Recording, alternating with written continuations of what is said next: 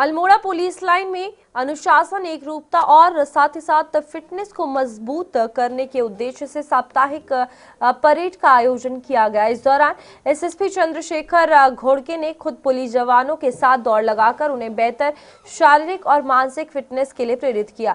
Parade ground में जवानों को दौड़, तेज चाल, मंच से सलामी, ड्रिल, स्क्वाड ड्रिल और शास्त्र अभ्यास करवाया गया। साथ ही शस्त्रों के संचालन, खोलने, जोड़ने और सुरक्षित उपयोग यानी कि वेपन हैंडलिंग का व्यवहारिक प्रशिक्षण भी दिया गया।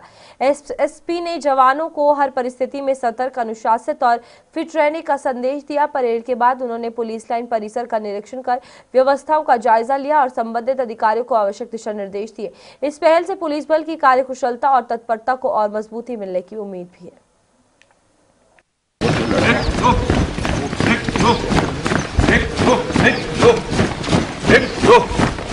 Go.